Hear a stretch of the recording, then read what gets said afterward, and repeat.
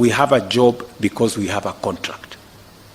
If you cannot keep time with your employer, you have basically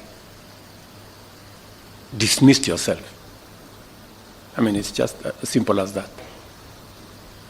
So, for those who came late, who are members of the executive, I will be expecting a written explanation, and it should not include matters of traffic.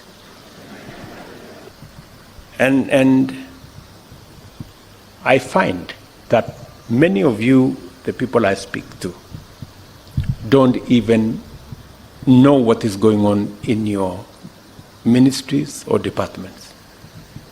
You have very scanty information.